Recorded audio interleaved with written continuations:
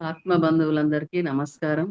బ్రహ్మర్షి పితామహ పత్రిజీ గారికి, అమ్మ స్వర్ణమాల పత్రిజీ గారికి హృదయపూర్వక నమస్కారాలు, ధన్యవాదాలు. తిరుమలనాథ పిరమిడ్ ట్రస్ట్ ఆధ్వర్యంలో టిఎంసి ఛానల్ కు స్వాగతం, సుస్వాగతం. మనము ప్రతిరోజు 11 గంటల నుండి 12 గంటల వరకు జ్ఞానము చేస్తున్నాము. ఇప్పుడు సప్త ఋషుల గురించి తెలుసుకుంటున్నాము. నిన్న జమదగ్ని మహర్షి గురించి తెలుసుకున్నాము. ఈరోజు భరద్వాజ మహర్షి గురించి తెలుసుకుందాము. ఆ జ్ఞానాన్ని అందించడానికి విజయ మేడం వచ్చి ఉన్నారు. Welcome madam, welcome to TMC channel. Over to you madam. Thank you so much madam. Tirumalanatha meditation ఈ ఛానల్ కి, అదే విధంగా ఈ జూమ్ ఆర్గనైజింగ్ టీం అందరికి, ప్రసన్న లక్ష్మి మేడం కి, మిగతా టీం అందరికీ కూడా నా యొక్క హృదయపూర్వక నమస్కారాలు. మనందరి గురువు బ్రహ్మర్షి పితామహ పత్రిజీకి, మాతా స్వర్ణమాల పత్రిజీకి నా యొక్క ప్రణామాలు. అదే విధంగా మరి ఇంతటి గొప్ప ఋషుల గురించి మాట్లాడుకునేటువంటి మహద్భాగ్యము కలిగింది అంటే అందుకు మూలం తల్లి తండ్రి జన్మనిచ్చారు. వారికి మరియు కుటుంబ సభ్యులకి కూడా ధన్యవాదాలు తెలుపుకుంటూ ఉన్నాను. అదే విధంగా జూమ్ లో ఉన్న మిత్రులకి, యూట్యూబ్ లో వీక్షిస్తున్నటువంటి మిత్రులందరికీ నా యొక్క హృదయపూర్వక నమస్కారము. మరి సప్త మహర్షులలో ఒకరైనటువంటి భరద్వాజ మహర్షి గురించి ఈరోజు తెలుసుకోబోతున్నాము. అంటే వారి యొక్క దివ్యాశిష్యులు మనకు ఉన్నాయి కాబట్టి మనం వారి గురించి మాట్లాడుకోబోతున్నాము. మరి వారికి కూడా నా యొక్క హృదయపూర్వక ప్రణామాలు, ధన్యవాదాలు తెలియజేసుకుంటున్నాను. సప్త మహర్షుల యొక్క ఆ చైతన్యంతో కనెక్ట్ అయి ప్రతిరోజు ఎంతో అద్భుతంగా, మరి ఎంతో చక్కగా ఈ యొక్క కార్యక్రమం నడుస్తూ ఉంది. సో మరి సప్త మహర్షులు ఎవరు, అసలు వాళ్ళు ఎందుకున్నారు, వాళ్ళు ఏం చేస్తున్నారు అంటే, ఎలాగైతే మనకి ఈ భూమి మీద, ఈ ప్రపంచంలో ఒక పెద్ద యంత్రాంగం ఉంటుంది. ప్రతి ఒక్క దేశానికి, ప్రతి ఒక్క రాష్ట్రానికి వాళ్ళంతా కూడా మన యొక్క అవసరాలు చూస్తారు, మనకి ఆ పరిపాలన అనేది చేస్తారు. మరి మనము ఈ ప్రపంచంలో ఉన్నప్పటికీ మరి ఇంకా కూడా మనం విశ్వంతో కనెక్ట్ అయి ఉన్నాము. ప్రకృతి ఉంది, మనకి పంచభూతాలు ఉన్నాయి. మాట వినపడట్లేదు మేడం. వాయిస్ వినిపిస్తలేదా మేడం? వినపడట్లేదండి. అవునా, కొద్దిగా కొంచెం గట్టిగా చెప్పండి మేడం. బానే ఉంది. అవును, బానే వినపడుతుంది. మరి అదే విధంగా మనకి ప్రకృతి ఉంది, వృక్ష సంపద ఉంది, జంతువులు ఉన్నాయి, ఎన్నో సామ్రాజ్యాలతో కలిసి జీవిస్తున్నాం, మనం ఒంటరిగా కాదు. మరి వాటన్నింటి గురించి ఎవరు చూసుకుంటున్నారు అంటే, మరి మన యొక్క సప్త ఋషుల ద్వారా ఇవన్నీ కూడా, ఈ కంటికి కనిపించని అటువంటి ఈ యొక్క పరిపాలన అంతా కూడా మన యొక్క యోగక్షేమాలు, ఈ సృష్టిని, ఈ భూమిని నడిపిస్తున్నది ఎవరు అంటే సప్త మహారుషులు. సో మరి వారిలో ఒకరు భరద్వాజ మహర్షి అన్నమాట. వారు సప్త మహర్షులంటేనే ఎంతో తపస్సు చేసి, ఎంతో జ్ఞానాన్ని పొంది ఉంటేనే మరి వారు అంత గొప్ప అర్హతను, ఆ బాధ్యతను స్వీకరించగలిగారు.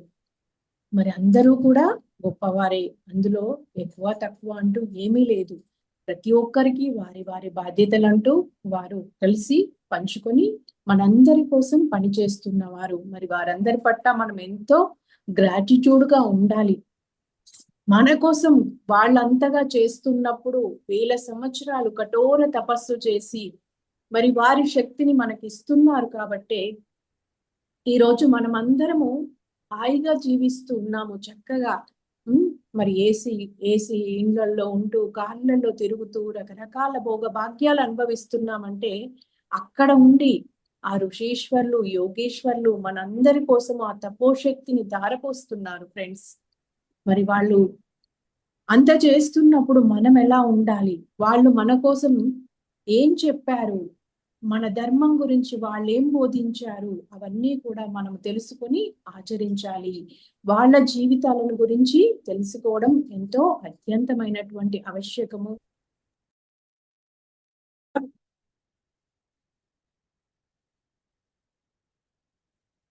భరద్వాజ మహర్షి గొప్ప తపశ్శాలి, జ్ఞానవంతుడు, జ్యోతిష్ శాస్త్రము తెలిసిన వాడు, అదే విధంగా ఆయన ఒక మంత్రద్రష్ట అన్నమాట.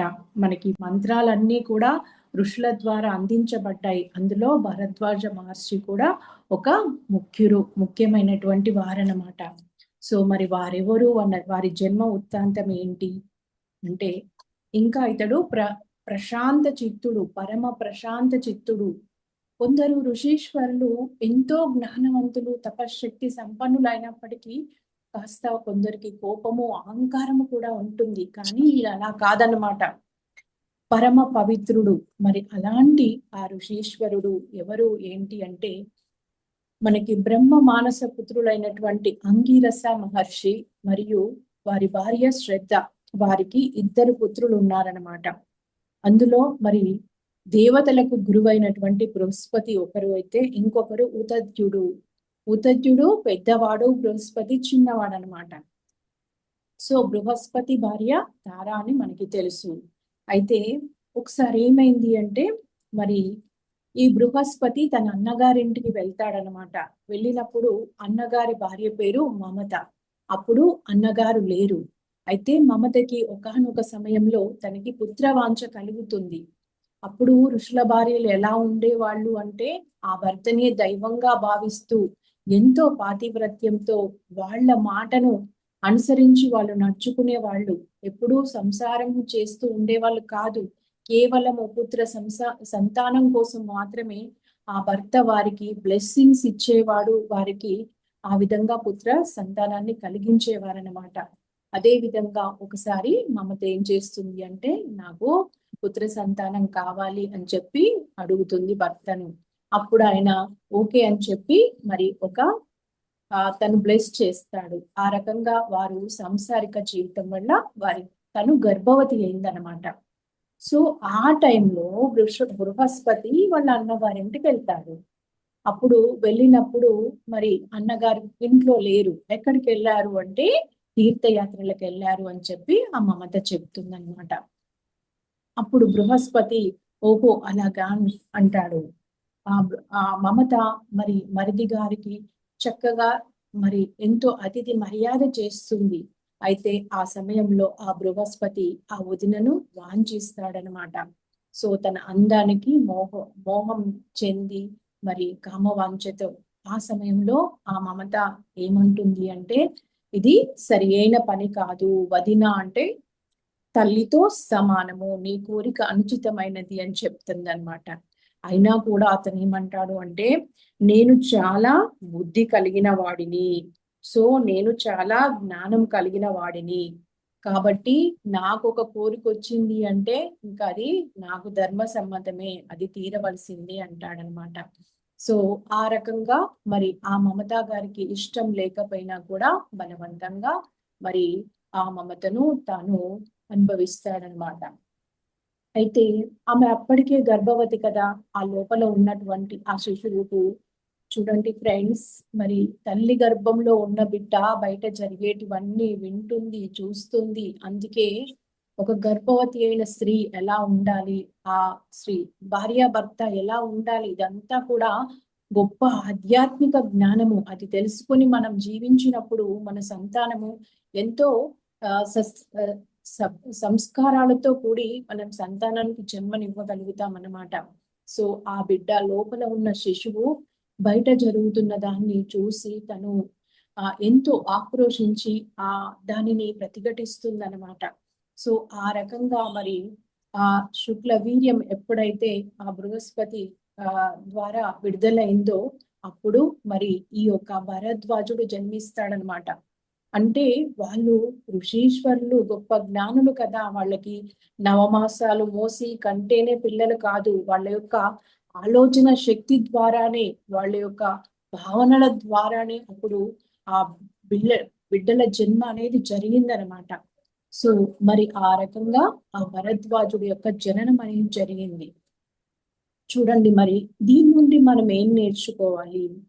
ఎంత గొప్ప జ్ఞాని అయినా సరే, ఎంత తపోశక్తి ఉన్నవారైనా సరే, ఒకానొక టైంలో ఆ మనసు చంచలమైనప్పుడు మరి వారు కూడా కామానికి మోహానికి వశం అవుతారు. మరి అలా ఎంత గొప్ప వారైనా సరే వాళ్ళు చేసిన దానికి ఆ కర్మకు ఫలితాన్ని కూడా అనుభవిస్తారు అనేది ఇక్కడ వీరి దృష్టాంతం ద్వారా మనకు తెలుస్తుంది. సో ఆ రకంగా అతడు పుట్టాడు భరద్వాజుడు. అయితే ఈ తల్లికి ఇష్టం లేదు కదా మమతకి ఆ సంగమము, అందుకని ఆమె అతన్ని పెంచడానికి నిరాకరిస్తుంది. ఇక బృహస్పతి కూడా తనను తీసుకెళ్ళడానికి ఇష్టపడడు. సో ఆ విధంగా ఇద్దరి చేత త్యజించబడిన వాడు కాబట్టి అతనిని ద్వాజుడు అని చెప్పి పేరు వస్తుందన్నమాట. ఇక ఆ శిశువును మరుత్వ గణాలు తీసుకెళ్లి పెంచుతూ ఉన్నాయన్నమాట. ఇక మమత అప్పటికే గర్భవతి కదా, మరి తన ద్వారా దీర్ఘతముడు అనేటువంటి ఒక శిశువు జన్మిస్తాడు. అయితే ఎప్పుడైతే లోపల ఉన్న ఆ శిశువు బృహస్పతిని ప్రతిఘటించిందో, బృహస్పతి ఏం చేస్తాడంటే ఆ శిశువుని శపిస్తాడు, నువ్వు గుడ్డివాడు కమ్మనేసి. సో ఈ శిశువు కూడా మరి సామాన్యుడు కాదు కదా, అతను కూడా మరి పుట్టిన తర్వాత బృహస్పతికి తిరిగి ప్రతిశాపం పెడతాడనమాట. విధంగా అయితే తన తల్లి తన యొక్క అక్రమానికి బలి అయిందో, మరి నీ భార్య కూడా వేరొకరికి సొంతమైపోతుంది అని చెప్పి అతను శాపం ఇస్తాడు. మరి ఆ బిడ్డ ఇచ్చిన శాపం వల్లనే బృహస్పతి భార్య అయినటువంటి తార నువ్వు చంద్రుడు తీసుకెళ్లడము, మరి ఆ స్టోరీ అంతా మనకు తెలుసు కదా, చూడండి. మరి ఎవ్వరూ కూడా కర్మకు అతీతులు కాదు. ఈవెన్ మరి అవతార మూర్తులు కూడా మనకి రాముడు, కృష్ణుడు, వీళ్ళందరి జీవితాలు మనకి ఎంతో ఆదర్శం అన్నమాట. అందుకే ఒక పని చేసే ముందు మనము ఆచి తూచి వివేకము విచక్షణతో ఎరుకతో ఉండి చేయాల్సి ఉంటుందన్నమాట. దాని యొక్క ఆ ఫలితాన్ని కూడా మనం ఎరుకలో ఉంచుకోవాలి. ఇక ఈ విధంగా మరి మరుద్వ గణాల దగ్గర ఆ భరద్వాజుడు పెంచబడుతున్నాడు. అప్పుడు ఆ సమయంలో మరి మనకి దుష్యంతుడు, శకుంతల వీళ్ళు తెలుసు కదా, వాళ్ళకి ఒక పుత్రుడు జన్మిస్తాడు. అతని పేరే భరతుడు అన్నమాట. సో ఇక ఆ భరతుడికి మరి భరతుడు గొప్ప రాజు, పరాక్రమవంతుడు. అతడు కూడా పెళ్లి చేస్తారనమాట. సో ఆ భరతుడికి ముగ్గురు భార్యలు. ఆ ముగ్గురు భార్యలు కూడా ముగ్గురు బిడ్డల్ని, ముగ్గురు కొడుకుని కంటారు. అయితే ఆ పిల్లల్ని చూసిన తర్వాత ఆ తల్లులకు ఏమనిపిస్తుంది అంటే, భరతుడు చాలా గొప్పవాడు, పరాక్రమవంతుడు, తేజోవంతుడు, ఈ పిల్లలు ఆయనకు తగిన వారు కాదు, ఈ వంశాన్ని ఉద్ధరించేలా లేరు అని చెప్పి ఆ ముగ్గురు తల్లులు కూడా ఆ ముగ్గురు కొడుకులను చంపేస్తారనమాట. ఇక అప్పుడు ఈ భరతుడు ఒక యజ్ఞం చేస్తాడనమాట. ఆ సమయంలో అయ్యో నాకు పుత్రుడు లేరే అని చెప్పి యజ్ఞం చేస్తాడనమాట. సో ఆ మరుత్యోమ యాగము, ఆ యాగం పేరు అనమాట, యాగం చేస్తాడు. ఆ యాగం చేసిన సమయంలో మరి ఈ మరుత్వ గణాలు ఏం చేస్తారు అంటే, మన ద్వాజుడు పేరుతో ఉన్నాడు కదా భరద్వాజుడు, అతన్ని తీసుకొచ్చి దత్తతగా ఇచ్చేస్తారనమాట. ఆ విధంగా భరతుడికి దత్తపుత్రుడు అవుతాడు భరద్వాజుడు. మరి భరతుడు ద్వారా స్వీకరించబడ్డాడు కాబట్టి భరద్వాజుడు అనేటువంటి ఆయనకు నామధేయం వచ్చిందనమాట. అదే విధంగా ఆ వంశాన్ని ఉద్ధరించాడు కాబట్టి అతన్ని వితతుడు అని కూడా అంటారనమాట. ఇక ఆ సమయంలో భరద్వాజుడు ఇప్పటికే ఎంతో గొప్ప జ్ఞాని అయ్యాడనమాట. తన తండ్రి చేత మరి ఎన్నో యజ్ఞాలు, యాగాలు చేపిస్తాడు. మరి అదే విధంగా మళ్ళీ పుత్రకామేశ్వరి యాగం కూడా చేపిస్తాడనమాట. అప్పుడు ఆ పుత్రకామేశ్వరి యాగం ద్వారా భరతుడికి మళ్ళీ 4 పుత్రులు కలుగుతారు. ఇక ఆ రకంగా భరత వంశం అంతా కూడా ఉద్ధరింపబడుతుంది. మరి అదే విధంగా భరద్వాజుడు కూడా వివాహం చేసుకుంటాడు. అతని భార్య పేరు సుశీల. భరద్వాజునికి ఒక పాప, ఒక బాబు పుడతారనమాట. వాళ్ళ పుత్రుడి పేరు మన్యు, అలాగే పుత్రిక పేరు దేవవర్ణి. ఈ దేవవర్ణిని విశ్రవసువుకు ఇచ్చి పెళ్లి చేస్తాడనమాట భరద్వాజుడు, బ్రహ్మ మానస పుత్రుడైనటువంటి విశ్రవసువు అనే అతనికి. ఇక ఈ మన్యువు యొక్క మరి మనుమడే రంతి దేవుడు అనమాట. ఈ రంతి దేవుడు యొక్క స్టోరీ మనకి బాగా సుపరిచితమే, మనం పురాణంలో విని ఉన్నామన్నమాట. ఇక ఆ తర్వాత భరద్వాజుడు ఏం చేస్తాడు అంటే గంగా నదీ తీరానికి వెళ్ళిపోతాడు. వెళ్ళిపోయి అక్కడ ఒక ఆశ్రమాన్ని నిర్మించుకొని అక్కడ తపస్సు చేయడం స్టార్ట్ చేస్తాడనమాట. అప్పుడు అతను తపస్సు చేస్తూ ఉన్నప్పుడు ఆ నది దగ్గరికి ఘృతాచి అనేటువంటి ఒక అప్సరస వస్తుంది. ఆ అప్సరసను చూసి మరి భరద్వాజుడు కూడా మోహితుడవుతాడనమాట. ఆ చూడండి, మరి ప్రతి ఒక్కరు కూడా ఏదో ఒక సమయంలో మరి గొప్ప జ్ఞానులు, తపశ్శక్తి సంపన్నులు కూడా మరి మోహానికి వశమవుతున్నారు. అయితే ఇక్కడ ఈ పురాణాలు, ఇతిహాసాల్లోని అర్థాలే కాదండి, మనం అంతరార్థాలు, సూక్ష్మార్థాలు కూడా తెలుసుకోవాలి. అంటే వాళ్ళు చేసిన పని అధర్మం అయినప్పటికీ కూడా మరి అది లోకోపకారకమైనటువంటిదై కూడా ఉంటుందన్నమాట. చూడండి, బృహస్పతి అధర్మయుతంగా ఆ బిడ్డను సంతానాన్ని ఇచ్చినప్పటికీ కూడా మరి భరద్వాజుడు ఎంతో గొప్పవాడయ్యాడు, ఈ సమాజానికి మరి ఎంతో మేలు చేశాడు కదా. ఆ రకంగా మరి వాళ్ళ ద్వారా ఒక రకంగా మంచి కూడా జరుగుతుందన్నమాట. ఆ రకంగా చూసినప్పుడే మనం పురాణాలను, అందులోని నీతిని అర్థం చేసుకోగలుగుతామన్నమాట. సో ధర్మం అనేది సూక్ష్మాతి సూక్ష్మమైనది. దానిని అర్థం చేసుకోవడం అంత ఈజీ కాదు. అది కాలాన్ని బట్టి, వ్యక్తులను బట్టి, పరిస్థితులను బట్టి మారుతూ ఉంటుందన్నమాట. ఒక వ్యక్తికి ధర్మం అయింది, ఇంకొక వ్యక్తికి ధర్మం కాకపోవచ్చు. అందుకే ధర్మాన్ని గురించి ఎప్పటికప్పుడు మనం తెలుసుకుంటూనే ఉండాలి. ఇక ఆ విధంగా ఎప్పుడైతే మరి ఆ ఘృతాచిని మోహిస్తాడో వెంటనే ఆయనకి వీర్యస్ఖలనం జరుగుతుంది. ఆయన ఏం చేస్తాడు అంటే దానిని తన దోసిట్లోకి పట్టుకుంటాడనమాట. ఆ దోసిలిని ద్రోణ అంటారనమాట. సో ఇంకొక స్టోరీలో మనకి ఏం చెప్తారు అంటే ఆ వీర్య శుక్లకణాన్ని ఒక కుండలో భద్రపరుస్తాడు. ఇప్పుడు ఏదైతే మనము ఈ హయ్యర్ టెక్నాలజీలో టెక్స్ట్ ట్యూబ్స్ బేబీస్ అంటున్నాం కదా, అదే అక్కడ జరిగింది ద్రోణుడి యొక్క ఆ జననంలో. ఆ విధంగా అతడి యొక్క చేతుల ద్వారా అతడు జన్మ తీసుకుంటాడు. అందుకే అతనికి ద్రోణుడు అని పేరు పెట్టడం జరిగిందనమాట. సో మరి ఆ ద్రోణుడికి భరద్వాజ మహర్షి ఎన్నో విలువిద్యలు, ఎన్నో చక్కగా మరి ఆయనకి నేర్పిస్తాడు, ఎంతో వేద జ్ఞానాన్ని బోధిస్తాడు. ద్రోణుడితో పాటు అతని యొక్క ఒక ఫ్రెండ్ ఉంటాడనమాట. ఆ ఫ్రెండ్ యొక్క కొడుకే ద్రుపదుడు. ద్రుపదుడు అంటే మనందరికీ తెలుసు కదా, ద్రౌపది యొక్క తండ్రి. ఆ ద్రుపదుడికి ఈ ద్రోణుడికి ఇద్దరు కలిపి ఎన్నో విద్యలు బోధిస్తాడు, నేర్పిస్తాడు భరద్వాజుడు. ఇక ద్రుపదుడు తన తండ్రి మరణంతో పాంచాల దేశానికి రాజు అవుతాడు. అప్పుడు ద్రోణుణ్ణి మళ్ళీ ఇంకొక పండితుడు దగ్గరికి పంపిస్తాడు విద్యాభ్యాసానికి. ఆయన పేరు అగ్నివేశుడు అనమాట. అక్కడ మళ్ళీ ధనుర్విద్య నేర్చుకుంటాడు ద్రోణాచార్యుడు. అనేక శాస్త్రాలలో పారంగతుడవుతాడనమాట.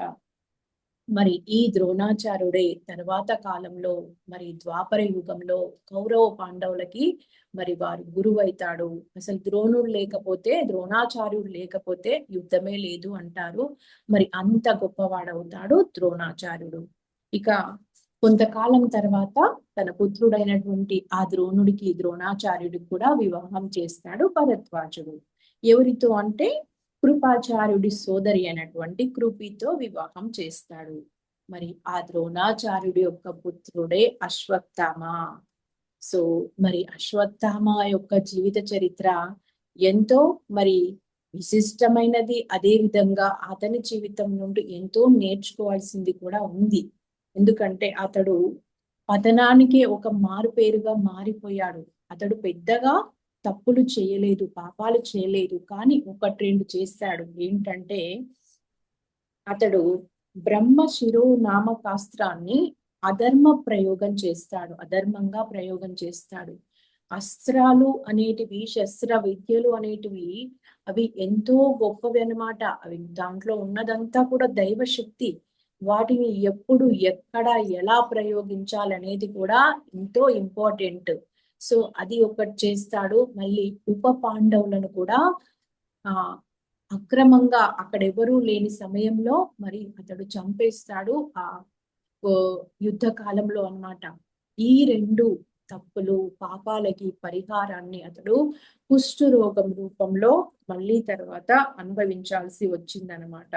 సో అందుకే మరి ఎక్కడ అంటే అతడు బదరికాశ్రమంలో ఆ కుష్టు రోగాన్ని పొంది మళ్ళీ దాన్ని ఆ కర్మ ఫలాన్నంతా అనుభవించి మళ్ళీ హిమాలయాల్లోకి వెళ్ళి తపస్సు చేస్తాడు. మరి అశ్వత్థామ కూడా సప్త చిరంజీవులలో ఒకటిగా ఉంటాడనమాట. ఇప్పటికీ ఉన్నాడని మరి హిమాలయాల్లో అశ్వత్థామను చూసిన వారు కూడా ఉన్నారు. అంటే మన జీవితంలో మనకు ఎదురయ్యేటువంటి ఆ పాఠాలే అనుభవాలే మనకి మళ్ళీ ఉత్తరోత్తరంగా మనం ఉన్నతంగా ఎదగడానికి మనము వాటిని ఉపయోగించుకోవాలి. ఆ అనుభవ జ్ఞానాన్ని అనేది మనకి ఈ ఋషీశ్వరుల యొక్క చరిత్ర ద్వారా అర్థమవుతుందన్నమాట. ఇక తరువాత భరద్వాజ మహర్షి మరి భృగు మహర్షి దగ్గరికి వెళ్తారనమాట. సో భృగు మహర్షిని కలిసి అతని ద్వారా జ్యోతిష్ శాస్త్రము, సృష్టి క్రమము, వర్ణాశ్రమ ఆచార క్రమము, పరలోక స్థితి, ఈ విధంగా మరి అతడు ఎంతో జ్ఞానాన్ని భృగు మహర్షి నుండి పొందుతాడనమాట. ఇక తర్వాత భృగు మహర్షి, ఈ భరద్వాజ మహర్షి ఇప్పుడు త్రేతాయుగంలో ఉన్నాడు. అయితే ఈతడు త్రేతాయుగంలో ఉన్నప్పటికీ ద్వాపర యుగం వరకు అంటే ఒక యుగ కాలం జీవించి ఉన్నాడండి. ఇప్పుడు ఈ రోజుల్లో 100 సంవత్సరాలు బ్రతికిండు అంటేనే అది ఒక గొప్ప విషయం అయిపోతుంది. మరి అలాంటిది 100,000 యుగాల పర్యంతము వాళ్ళు జీవించారు అంటే మరి వాళ్ళు ఎంత తపస్సు చేసి ఉంటారు మనము అర్థం చేసుకోవచ్చు. సో ఇక త్రేతాయుగంలో రాముడు అరణ్యవాసానికి వెళ్ళినటువంటి ఆ సమయంలో మరి భరద్వాజ మహర్షి ఆశ్రమానికి కూడా వెళ్ళడం జరుగుతుంది. అప్పుడు భరద్వాజ మహర్షి రామ, లక్ష్మణ, సీతామాత వీళ్లకు ఆతిథ్యం ఇచ్చి అక్కడ కొంత సమయం విశ్రాంతి తీసుకొని వెళ్ళడమని అడగడం జరుగుతుంది. ఆ విధంగానే మరి అక్కడ వాళ్ళు విశ్రాంతి తీసుకొని, భరద్వాజ మహర్షి త్రికాలజ్ఞుడు అన్నమాట. అంటే అతనికి భూత భవిష్యత్ వర్తమానము అన్నీ తెలిసినటువంటి గొప్ప జ్ఞాని. అతడు ఏం సూచనలు ఇస్తాడు అంటే రాముడికి అక్కడ చిత్రకూట పర్వతం ఉంటుంది, అక్కడ మీరు ఉండండి అని చెప్పి తెలియజేస్తాడు. అంటే వాళ్ళు ఏ ప్లేస్ లో అయితే నివసిస్తే వాళ్ళకి క్షేమమో అది అతనికి తెలియజేస్తారు. అదే విధంగా వాళ్ళందరినీ బ్లెస్ చేస్తాడు భరద్వాజ మహర్షి. మీ యొక్క ఆ 14 సంవత్సరాల వనవాసం అంతా కూడా విజయవంతంగా ముగించుకొని రండి అని చెప్పి, అంటే ఋషీశ్వరుల యొక్క బ్లెస్సింగ్స్ కి మాటకి మరి ఎంతో అక్కడ వాళ్ళు మాట్లాడింది జరిగి తీరుతుంది అనమాట. చూడండి, ప్రతి ఒక్కరికి కూడా ఒక్కొక్క ఆ ఋషీశ్వరుల యొక్క సహాయ సహకారాలు అక్కడ ఆ సమయంలో ఉపయోగపడ్డాయి అన్నమాట. ఇక అంతేకాకుండా మళ్ళీ శ్రీరామచంద్రుల వారు వనవాసం పూర్తి చేసుకొని మళ్ళీ తిరిగి వచ్చేటప్పుడు కూడా భరద్వాజ మహర్షి ఆశ్రమానికి రావడం జరుగుతుంది. అప్పుడు అక్కడ ఎలా ఉందట అంటే ఆ మహర్షి యొక్క ఆశ్రమము ప్రతిరోజు అగ్నిహోత్రాల ద్వారా హోమధూప వాసనలతో, చక్కటి పరిమళాలతో, వృక్ష సంపదలతో, వనాలతో, పుష్పాలతో, అక్కడ ఒక సైడు ధ్యానము, తపస్సు, మంత్రజపాలు, యజ్ఞాలు, ఈ విధంగా ఎంతో ఆహ్లాదకరంగా, ఎంతో శక్తివంతంగా, చూడడానికి కూడా ఎంతో అద్భుతంగా ఉందంట ఆశ్రమము. అప్పుడు శ్రీరామచంద్రుడు అడుగుతారంట, ఇక్కడ అన్ని బాగా జరుగుతున్నాయా? మరి భరద్వాజుడికి తెలుసు కదా రాములు ఎవరో, సాక్షాత్తు విష్ణుమూర్తి అని. స్వామి, మీ దయ వల్ల ఇక్కడ అంతా బాగా జరుగుతుంది అంటే భరద్వాజునికి ఎంతో వినయంతో వారు గౌరవిస్తే శ్రీరామచంద్ర ప్రభు మరి రామచంద్ర ప్రభువును కూడా అదే విధంగా గౌరవించారు. ఇంకా ఆ రోజు వాళ్ళ ఆశ్రమంలోనే ఉండమని రిక్వెస్ట్ చేస్తాడు. అదే విధంగా మళ్ళీ ఒక రోజు ఆ రోజు వాళ్ళ ఆశ్రమంలో ఉంచుకొని చక్కగా ఆతిథ్యం ఇస్తాడు. మరి వాళ్ళు వెళ్ళేటప్పుడు రాముడితో అంటాడనమాట, రామచంద్ర, నువ్వు ఇక్కడ నా మాటకు విలువిచ్చి ఉండి ఆతిథ్యాన్ని స్వీకరించినందుకు నాకెంతో ఆనందంగా ఉంది. మీకేదైనా వరం ఇస్తాను, కోరుకోండి అనగానే అప్పుడు రామచంద్రుడు ఏం వరం కోరుకుంటాడట అంటే, తన యొక్క సాకేతపురానికి ఆ 3 యోజనాల వరకు చక్కటి వనాలు, వృక్షాలు, ఫల సంపదలతో, పుష్పాలతో, నందన వనాలతో ఎంతో ఎప్పటికీ అది ఏదో కొద్ది కాలం కాదు, అలా ఆ ఉండే విధంగా మరి వరమీయమని అడుగుతారంట. అప్పుడు దాస్తూ ఉంటారు భరద్వాజ మహర్షి అన్నమాట. అంటే చెట్లకు, వనాలకు ఎంత ప్రయారిటీ ఇస్తారు అండి. ఒక ఆ బావిని తవ్వడము ఎంత గొప్పదో, ఒక సత్పుత్రునికి జన్మనివ్వడము అంతకంటే 100 రెట్లు గొప్పదంటారు. అదే విధంగా ఒక సత్పుత్రునికి జన్మనివ్వడం కంటే ఒక చెట్టు, ఒక వృక్షాన్ని నాటడం అనేది 100 రెట్లు గొప్పది అని చెప్పి చెప్తారనమాట ఋషీశ్వరులు. అందుకే ఋషులు కలుసుకున్నప్పుడు మనం కదా సజ్జన సాంగత్యం అన్నప్పుడు పర్సనల్ గా ఏమీ మాట్లాడుకోము. మనం ఏం చేస్తున్నాము, వాళ్ళు ఏం చేస్తున్నాము, ఇదే ఇంటరాక్షన్ ఉంటుంది. అదే విధంగా మరి ఋషులు కలిసినప్పుడు మీ ఆశ్రమంలో చెట్లు బాగున్నాయా, అక్కడ జంతువులు బాగున్నాయా, ఫస్ట్ వాటి గురించి అడుగుతారటండి. అందుకే మరి మనం కూడా చెట్లు నాటాలి, నాటించాలి, పర్యావరణాన్ని పరిరక్షణ చేసుకోవాలి. ఆ చెట్లు, వృక్షాల నుండి వెలువడేటువంటి ప్రాణవాయువు అక్కడ పర్యావరణాన్ని పరిరక్షిస్తుంది. అదే విధంగా శీతోష్ణోగ్రతలను సమతుల్యంగా ఉంచడం ద్వారా మరి అక్కడ సకాలంలో వర్షాలు పడడము, ఈ విధంగా మరి అక్కడ అంతా కూడా అనుకూల వాతావరణం ఏర్పడుతుంది అన్నమాట. అందుకే ఋషులంతా కూడా ఆ విధంగా చెట్లు నాటడానికి, ఆ వనాలను పెంచడానికి అంత ప్రాముఖ్యతనిచ్చేవారనమాట. ఇక తర్వాత భరద్వాజ మహర్షి వామధేనుడు అనేటువంటి ఇంకొక యోగీశ్వరుడితో కలిసి కొంతకాలము తీర్థయాత్రలు చేస్తారనమాట. ఆ తీర్థయాత్రలు చేస్తున్నటువంటి క్రమంలో మరి ఇప్పుడు ద్వాపర యుగంలోకి వచ్చేసారండి భరద్వాజుడు. అక్కడ మన చిన్ని గోపాలకృష్ణుడు ఉన్నాడు. అప్పుడు ఇంకా అవతారం స్టార్ట్ అయిపోయింది, కృష్ణావతారము. చిన్నగా ఉన్నాడు బాలుడుగా. ఆ సమయంలో భరద్వాజ మహర్షి మరియు ఆ వామదేవుడు ఇద్దరు కూడా యమునా నది దగ్గరికి వెళ్ళి స్నానం చేయాలి అనుకుంటారంట. మరి అప్పుడు శ్రీకృష్ణ పరమాత్మ భరద్వాజుని ఎంతో గౌరవించేసి, మీరు ఫలానా ఆ ప్లేస్ లో మీరు స్నానం చెయ్యండి అని చెప్పి మరి తర్వాత మీరు నా ఆతిథ్యాన్ని స్వీకరించాలి అని కోరుతాడంట. మేము ఇంటి దగ్గరికి వెళ్ళి చత్తి మూటలు తెచ్చుకున్నాము, ఆవు పాలు, పంచదార తెచ్చాము, మీరు ఆతిథ్యం స్వీకరించాలి అని కోరుతారంట. అప్పుడు భరద్వాజ మహర్షి మరి ఆ చిన్ని గోపాలుని రూపంలో ఉన్నటువంటి ఆ శ్రీ మహావిష్ణువును గుర్తించారనమాట. అలాగే అని చెప్పి మరి వారిచ్చిన ఆతిథ్యాన్ని స్వీకరించారు. అంటే త్రేతాయుగంలో శ్రీరామచంద్రుడికి భరద్వాజుడు ఆతిథ్యం ఇస్తే, మరి ద్వాపర యుగంలో మళ్ళీ ఆ శ్రీరాముడే కృష్ణుడుగా అవతరించారు కాబట్టి ఆ కృష్ణావతారంలో మళ్ళీ వారి నుండి ఆతిథ్యాన్ని స్వీకరించారనమాట. సో ఇక ఇలా జరుగుతున్నటువంటి క్రమంలో శర్యాతి అనేటువంటి ఒక రాజవంశంలో వీతహవ్యుడు అనేటువంటి హయ్యేడు ఉన్నాడనమాట. అతడు చాలా పరాక్రమవంతుడు. అతడికి 9 పుత్రులు ఉన్నారు. మరి అతడు కాశీ రాజ్యం మీద దండెత్తి ఆ కాశీ రాజ్యపు రాజులైనటువంటి హర్యశ్యుడు, సుదేవుడు, దీవోదాసుడు, ఈ 3 తరాల వారిని మరి అతడు మట్టు పెట్టేస్తాడనమాట ఇక ఆ వంశాన్ని. సో అప్పుడు ఇక దీవోదాసుడు ఏం చేస్తాడు అంటే తను భరద్వాజ మహర్షి దగ్గరికి వచ్చి తన శరణు కోరుతాడు. కోరినప్పుడు భరద్వాజ మహర్షి అతని చేత పుత్రకామేష్టి యాగం చేపిస్తాడు.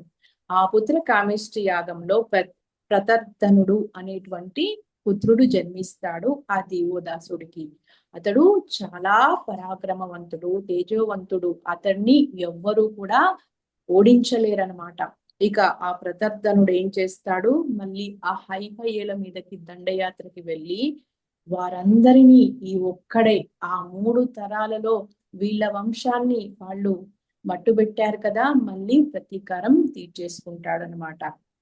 సో ఆ విధంగా ప్రత్యర్థుడి యొక్క ఆ పరాక్రమాన్ని చూసి ఇక హైహేయుడు ఏం చేస్తాడు, భృగు మహర్షి దగ్గరికి వెళ్ళి శరణు కోరుతాడనమాట. ఇంకా తనను కూడా వదిలిపెట్టేట్లేడు అని చెప్పి. అప్పుడు భృగు మహర్షి ఏం చేస్తాడంటే అతన్ని బ్రాహ్మణ వేషధారిని చేసి తన శిష్యుల్లో ఒకరిగా చేసుకుంటాడు.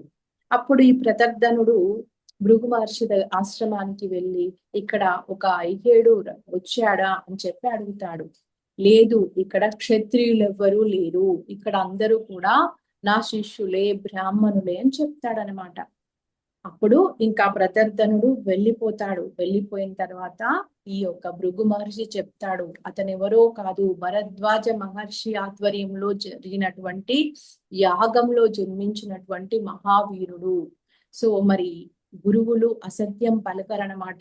నేను నిన్ను బ్రాహ్మణుడు అని చెప్పాను కాబట్టి నువ్వు ఈ బ్రాహ్మణత్వాన్ని కంటిన్యూ చేయాలి, నీ వంశం అంతా కూడా ఇక బ్రాహ్మణులుగానే బ్రాహ్మణ వంశం కిందికే వస్తారు అని చెప్తాడు. అదే విధంగా మరి దివోదాసుడు బ్రాహ్మణత్వాన్ని స్వీకరించడము, వాళ్ళ వంశం అంతా కూడా తిరిగి బ్రాహ్మణులుగానే వస్తారనమాట. ఇక ఆ విధంగా మరి అతన్ని సేవ్ చేస్తాడు ఈ యొక్క మహర్షి, భృగు మహర్షి. ఇక తర్వాత ఇంకొకటి గొప్ప విషయం అన్నమాట ఈ యొక్క భరద్వాజ మహర్షి చరిత్రలో. మరి ఎప్పుడైతే రామచంద్రుడు అరణ్యాలకు వెళ్ళిపోయాడో అది తెలుసుకున్న తర్వాత భరతుడు ఆ సమయంలో లేడు కదా, తన అరణ్యవాసానికి వెళ్ళినప్పుడు. సో భరతునికి ఈ విషయం తెలియగానే అన్నని వెతుక్కుంటూ తన యొక్క సైనికులతో పరివారంతో వశిష్ఠ మహర్షితో కలిసి అన్నను వెతుకుతూ వస్తాడు. మరి ఆ సమయంలో అతడు భరద్వాజ మహర్షి ఆశ్రమానికి రావడం జరిగిందన్నమాట. అప్పుడు భరద్వాజ మహర్షి చెప్తారు, మీరు నా ఆతిథ్యాన్ని స్వీకరించండి అని చెప్పి. అప్పుడు భరతుడు అంటాడు, మేము చాలా వేల మంది ఉన్నాము, మీకంత శ్రమ తగదు అని చెప్పగానే, లేదు లేదు, నేను మీకే కాదు మీ మొత్తం సైన్యానికి ఆతిథ్యం ఇస్తాను అని చెప్తాడనమాట.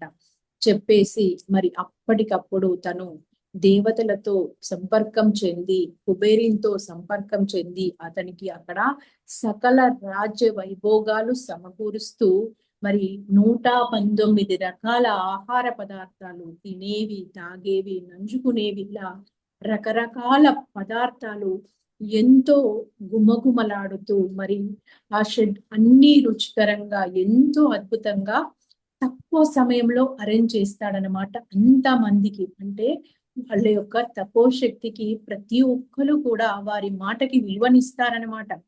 దేవతలకు ఆజ్ఞాపించిండు, వాళ్ళని ప్రార్థన చేయడం కాదు, మీరంతా ఇక్కడ రావాలి వెంటనే, ఈ భరతుడి సైన్యానికంతా ఈ రకమైన విందు ఏర్పాటు చేయగాలి అనగానే క్షణాల్లో అన్ని జరిగిపోతాయి అన్నమాట.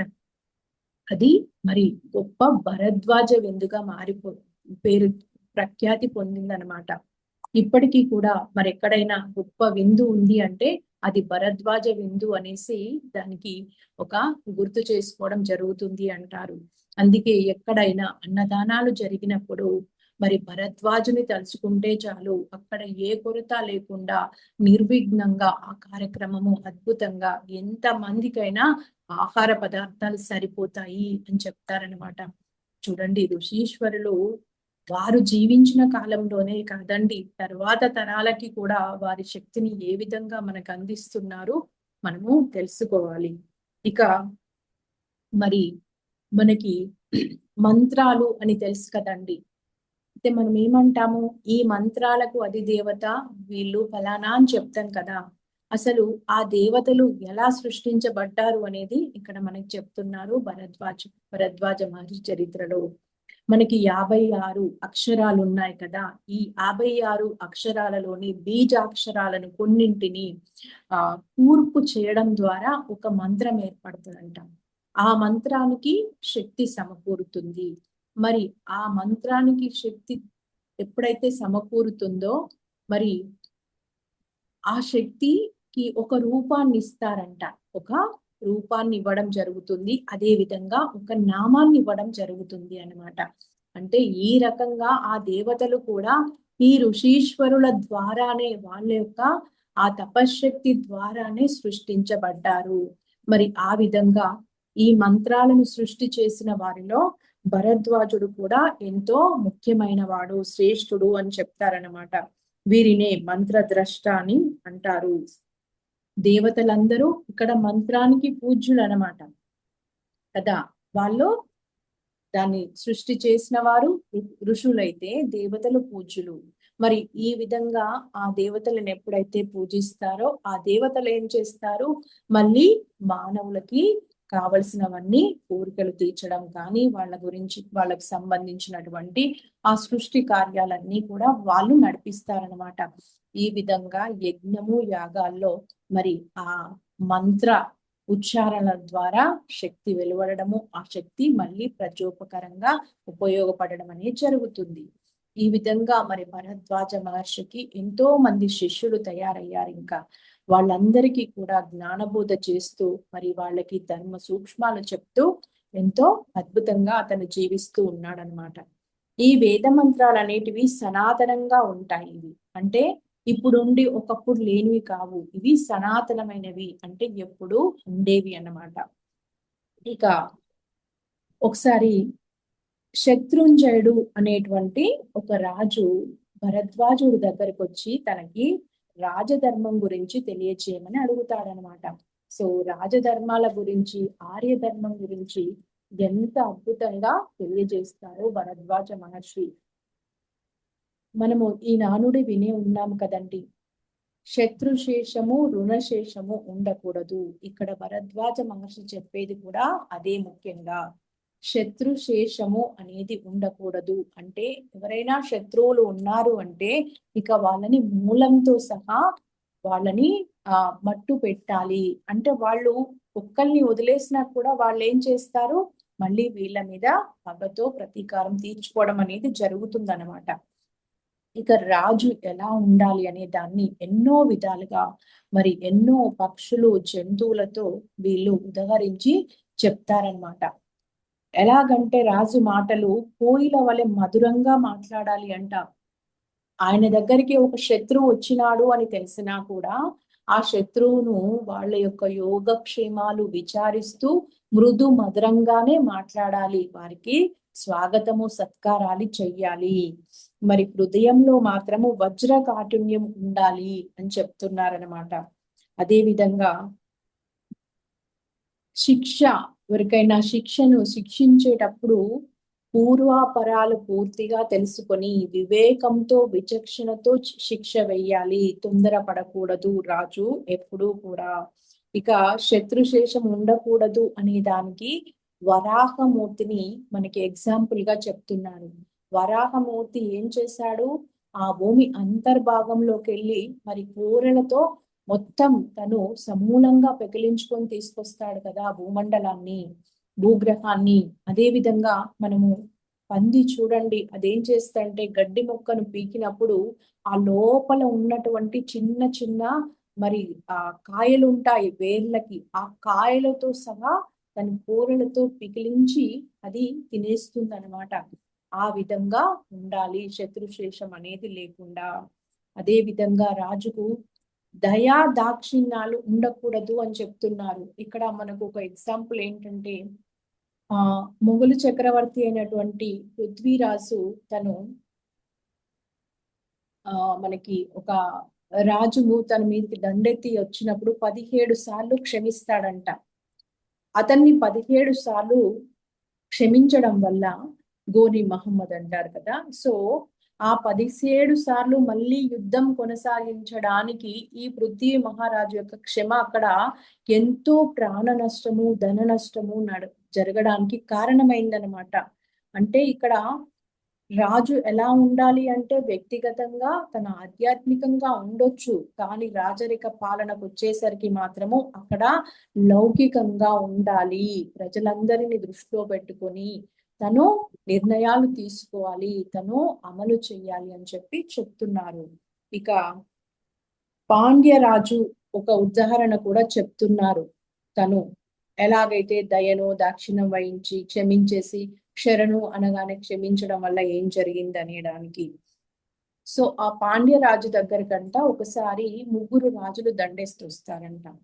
ఆ 3 రాజులు కూడా పాండ్యరాజు యొక్క కుమార్తెను వివాహం చేసుకోవాలనుకుంటారు. ఆమె అప్పటికే ఇంకొక సామంతరాజును ప్రేమించింది. అప్పుడు పాండ్యరాజు చెప్తాడంట, సో నా బిడ్డ ఆల్రెడీ ఒక సామంతరాజును ప్రేమించింది, అది ఆమె వ్యక్తిగత విషయము కాబట్టి నేను మీకు తననిచ్చి పెళ్లి చేయలేను అని చెప్తాడంట. ఇక వాళ్ళు ఇతని మీద కోపంగా వెళ్ళిపోతారు. అయితే ఈ రాజు ఏం చేస్తాడు అంటే, వాళ్ళు కోపంగా వెళ్ళిపోయారు కదా, నేను వాళ్ళతో సంధి చేసుకుంటాను అని చెప్పి వాళ్ళు ఎక్కడైతే విశ్రమించారో వాళ్ళ దగ్గరికి ఆ ఒంటరిగా వెళ్తాడనమాట. ఇతను ఎప్పుడైతే ఒంటరిగా వెళ్ళాడో మరి అతన్ని చంపేస్తారనమాట ఆ ముగ్గురు రాజులు. చూడండి, ఇతని లోపల దయా దాక్షిణ్యము కరుణ ఉన్నాయి, కానీ వాళ్ళ ఎదుటి వాళ్ళ లోపల లేకపోవడం వల్ల మరి ఇతడు ఒక రాజ్యానికే, ఆ రాజును కోల్పోయారు వాళ్ళు. అందుకే రాజు అహింసా ధర్మంలో ఉండకూడదు, అంటే ఎక్కడ ఎలా ఉండాలో ఆ ధర్మాన్ని అక్కడ అలా ధర్మాన్ని పాటించాలన్నమాట.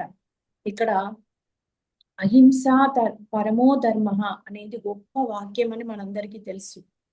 మరి దానికి తోడుగా ఇంకొక వాక్యం కూడా ఉండండి ఎక్స్టెన్షన్ గా, ధర్మహింస తదైవచ, అంటే అహింస అనేది ఉత్తమోత్తమైన పరమ ధర్మం అయినప్పటికీ ఆ ధర్మం కోసం చేసేటువంటి హింస ఏదైతే ఉందో అది ఇంకా గొప్పది అని చెప్తారు. మరి మనకి మహాభారత కాలంలో కూడా అర్జునుడు ధనుర్బాణాలు విడిచిపెట్టి తాత తండ్రి అని చెప్పి అక్కడ తను ఎప్పుడైతే ఆ అహింసా ధోరణిలో ఉంటాడో, నేను యుద్ధం చేయలేను చంపలేను అన్నప్పుడు మరి కృష్ణ పరమాత్మ ఏం చేస్తాడు, అతడికి ఇది నీ ధర్మము, ఇప్పుడు నువ్వు రాజువు, నువ్వు క్షత్రియుడివి, అక్కడ నువ్వు వాళ్ళంతా కూడా నీ శత్రుపక్షము, వాళ్ళలో నువ్వు బంధువులుగా చూడకూడదు అని చెప్పి హితబోధ చేస్తాడు, జ్ఞానం ఇస్తాడు కదా. సో ఒక రాజు ఉండాల్సిన లక్షణాలు గుణాలు ఆయన యొక్క ఎలా ఉండాలి ఎన్నో చెప్తాడనమాట. ఇంకా అతను చూపు ఎలా ఉండాలి అంటే గ్రద్ద చూపు, గ్రద్ద ఆకాశ మార్గంలో వెళుతూ ఉన్నప్పటికీ భూమి మీద చిన్న చిన్న క్రిమి కీటకాలను కూడా అది చూసి మరి కిందికి వచ్చి వాటిని తినేస్తుంది అనమాట. అదే విధంగా కాకిలాగా కూడా ఉండాలంట. కాకి ఏం చేస్తుంది, అక్కడ మరి ఏమన్నా గింజలు ఉన్నప్పుడు తింటూ చుట్టూ పరికిస్తూ ఉంటుంది, ఆ తిండి మీదనే దృష్టి పెట్టదు. అంటే నాకెవరైనా ఇక్కడ పొంచి ఉన్నారా, నాకేమన్నా అపాయం ఉందా. అదే విధంగా రాజు కూడా రాజ్య పాలనలో చాలా అప్రమత్తంగా ఉండాలి. తన కింద ఉన్నటువంటి సేవకులు కానీ తన యొక్క పరివారాన్ని కూడా అందరినీ మరి పూర్తిగా నమ్మరాదు, వాళ్ళను పరీక్షించాలి. అలాగని నమ్మకుండా ఉండరాదు, డౌట్ తో ఉండాలి. అదే విధంగా నమ్మకాన్ని కూడా వదిలేయకూడదు, కానీ వాళ్ళను పరీక్షిస్తూ పరిశీలిస్తూ మారు వేషాల్లో వెళుతూ ఆ విధంగా మరి ఆ రాజ్యము మొత్తము తన బిడ్డలు తన సంతానం కదా, తన ప్రభు. నిజంగా ఒక రాజు బాధ్యత ఎంత కఠినమైనదో మనము తెలుసుకోవచ్చండి ఇక్కడ. సో ఇంకా చెప్తున్నారు ధర్మ సూక్ష్మాలు, యుద్ధానికి మొదటి కారణం కావద్దు నువ్వు, అంటే ఎదుటి వాళ్ళు యుద్ధానికి ప్రేరేపించినప్పుడే నువ్వు యుద్ధానికి ముందుకెళ్ళు, కానీ నువ్వెప్పుడు ముందుగా కారణం కావద్దు. కారణమైతే ఏమవుతుంది, అక్కడ నష్టం జరుగుతుంది ఎంతో, రెండు వర్గాల వాళ్ళకి, అది చెప్తున్నారనమాట.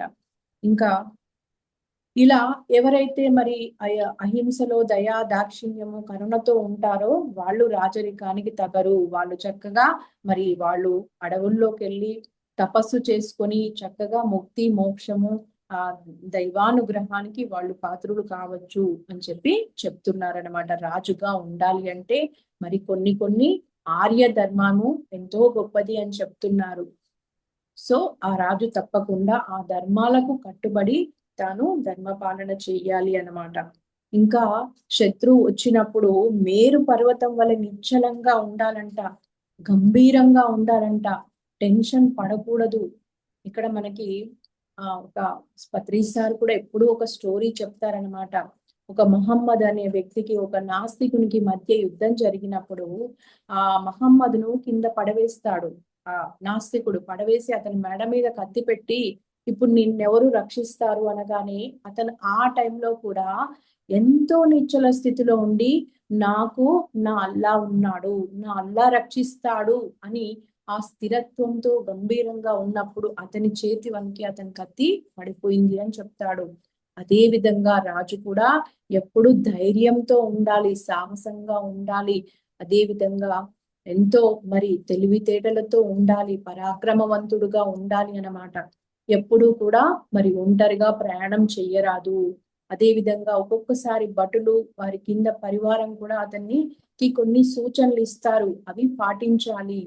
మనకి ఇక్కడ ఒక ఎగ్జాంపుల్ ఏంటి అంటే, మనకి రాజీవ్ గాంధీ గారు కూడా ఒక సమావేశానికి వెళ్ళిన సమయంలో ఇంటెలిజెన్స్ వాళ్ళు అక్కడికి వెళ్ళకూడదు, ప్రమాదం ఉంది అని హెచ్చరిస్తారంట.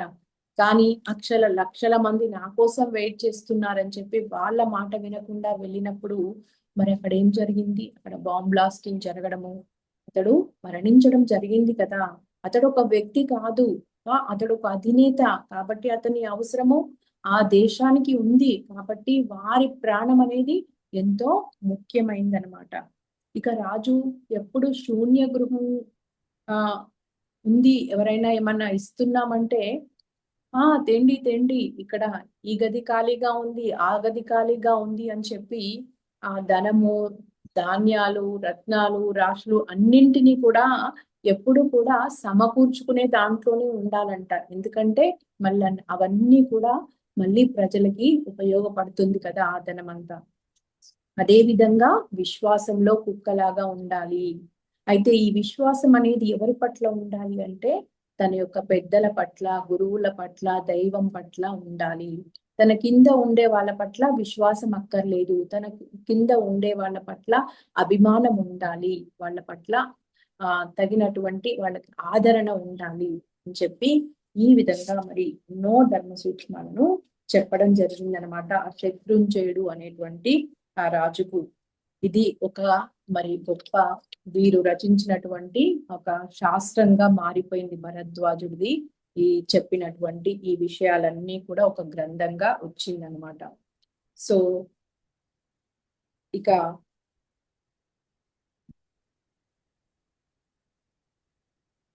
రాజు సింహ పరాక్రమం లాగా ఉండాలంట. అంటే శత్రువు వచ్చినప్పుడు వెంటనే దూకేసాయాలి అని చెప్పి, అలాగే కుంగలాగా వినయంతో ఉండాలి. ఈ విధంగా మరి ఎన్నో విషయాలు చెప్తాడు. అదే విధంగా పాములాగా నడక ఉండాలంట.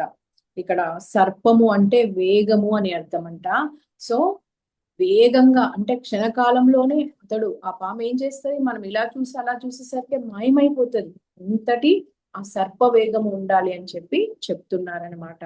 ఇక అతడు మేరు పర్వతంపై తపస్సు చేసుకుంటున్నప్పుడు మరి ఎంతో గొప్ప మహారుషులైనటువంటి భృగు మహర్షి, అంగీరసుడు, అత్రి, వశిష్ఠుడు, మార్కండేయుడు ఇలా ఇంకా ఎంతో మంది అతనిని సందర్శించి అతనిని స్తోత్రం చేసి మరి అతని నుండి ఇంకా ఆ జ్ఞానాన్ని కోరుకుంటారు, ధర్మ సూక్ష్మాలను తెలియజేయమని అడుగుతాడనమాట. సో భరద్వాజుడు జితేంద్రియుడు అంటే తన ఇంద్రియాలను జయించిన వాడనమాట. అతడు నిత్య నైమిత్తిక క్రియల గురించి, మరి ద్విజుడికి అంటే బ్రాహ్మణుడు ఏ విధంగా ధర్మాన్ని ఆచరించాలి అని చెప్పి ఎన్నో విషయాలు మరి వాళ్ళకి తెలియజేయడం జరిగిందనమాట. దానినే భరద్వాజ స్మృతి అంటారనమాట. అదంతా కూడా ధర్మశాస్త్రము, గొప్ప ధర్మశాస్త్రము. ఇక భరద్వాజుడు వైమానిక శాస్త్రాన్ని కూడా కనిపెట్టాడండి. సో ఇతడు కనిపెట్టిన వైమానిక శాస్త్రం అంతా కూడా 16 లోహాలతో, తేలికైన లోహాలతో అతడు ఏరోప్లేన్ ఎలా తయారు చేయాలి అనేది వివరిస్తాడు. అది కింద పడినా పగలదంట, అది అగ్ని ద్వారా కూడా దహించి వేయబడదంట. మరి అది ఇంకా శత్రువులు స్థావరంలో అక్కడ ఏం జరుగుతుంది అవన్నీ కూడా చూడగలదు, తెలుసుకోగలదు, అంత కెపాసిటీ కలది అని చెప్పి చెప్తున్నారనమాట. సో మరి ఆ టైంలోనే ఈ టెక్నాలజీ అంతా వారు కనిపెట్టారు. ఇంకా ఏంటంటే విశేషము, దానికి ఏ ఇంధనము అక్కర్లేదనమాట. కేవలము విండ్ ప్రెషర్ అంటే ఆ గాలి యొక్క ఒత్తిడి ద్వారానే అది ప్రయాణం చేస్తుందంట. కంటికి కనిపించని విమానాలను కూడా అతడు కనిపెట్టాడంట. ఇక మరి ఇంత గొప్పవాడు అన్నమాట భరద్వాజ మహర్షి. సో అతడు కేవలము మహర్షి కాదు, అతడు బ్రహ్మర్షి స్థాయికి కూడా ఎదిగాడు అని చెప్తాడు. ఇప్పటికి కూడా మరి ఎంతో మంది ఆ తర్వాత కాలంలో వచ్చినటువంటి రాజులు కావచ్చు, వారందరికీ కూడా వీరు అందించినటువంటి ఆ ధర్మము, ఆ జ్ఞానము కూడా అంత ఆదర్శంగా ఉంది అనేసి చెప్పడం జరిగిందనమాట. ఇక భరద్వాజుడు బ్రహ్మర్షి వర్యుడు, ఆయన సప్త ఋషులలో ఒకడు, ఇప్పటికీ కూడా ఉన్నాడని చెప్తారు. ఎవరైతే భరద్వాజ మహర్షిని గుర్తు చేసుకొని ప్రణామం చేస్తారో వారిని కరుణించి కటాక్షించి వారికి సహాయం చేస్తుంటాడు అని చెప్తారు. ఇతడు దివ్య జ్యోతిగా ప్రకాశిస్తున్నాడు, నిత్యము ఆయనకు నమస్కరించాలి అని చెప్తున్నాడు. ఇంకొక భరద్వాజ మహర్షి గురించినటువంటి విశేషం ఏంటి అంటే, అతడు త్రేతాయుగంలో సవితృ కాటక చయనం అనేటువంటి ఒక యజ్ఞము ఈ మహర్షి ఆధ్వర్యంలో జరుగుతుంది. అప్పుడు మరి దత్తాత్రేయ స్వామి ప్రత్యక్షమయ్యి ఒక వరాన్ని ప్రసాదిస్తారు మన యొక్క మానవ జాతికి. మరి ఆ వరం ఏంటి అంటే, మళ్ళీ నేనే భూమి మీదుగా అవతరిస్తాను ఒక గురు స్వరూపంగా. ఆ యొక్క గొప్ప యజ్ఞం వల్లనే మరి శ్రీపాద శ్రీవల్లభుడు దత్తాత్రేయ స్వామి యొక్క అవతారము పిఠాపురంలో వచ్చిందనమాట. సో మరి అంతటి గొప్ప మహానుభావుడు భరద్వాజ మహర్షి, గొప్ప జ్ఞాని, మహా ఋషి, మహాద్రష్ట. సో ఆయనకు ఉన్నటువంటి ఆ ఇవన్నీ కూడా మనము మాటల్లో చెప్పలేమన్నమాట. అంత గొప్ప మహర్షుల గురించి మరి మాట్లాడుకునేటువంటి మహద్భాగ్యము ఈ యొక్క వేదిక ద్వారా అందించినందుకు ఈ యొక్క ఆర్గనైజింగ్ టీం అందరికీ మరి ఒక్కసారి ధన్యవాదాలు. 1-2 నిమిషాలు మనము ఆ యొక్క మహా ఋషులతో కలిసి చైతన్యంతో కనెక్ట్ అయ్యి ధ్యానం చేద్దాం ఫ్రెండ్స్. జస్ట్ 2 minutes శ్వాస మీద ధ్యాస.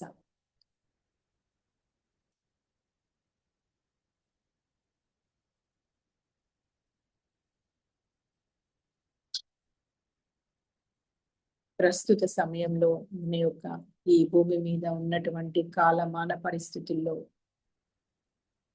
మన ధర్మం ఏమిటి, మన కర్తవ్యం ఏమిటి, మనం ఇంకా ఎలా ఉండాలి, వారి యొక్క ఆ చైతన్యము శక్తి మనకి గైడ్ చేస్తూ సపోర్ట్ చేస్తూ ఈ ఎంటైర్ పిఎస్ఎస్ఎం అంతా కూడా ఏకత్వంతో, మిత్రత్వంతో, దివ్యత్వంతో పనిచేసే విధంగా వారందరి బ్లెస్సింగ్స్, గైడెన్స్, సపోర్ట్ మనకు అందించినందుకు ధన్యవాదాలు తెలుపుతున్నాను.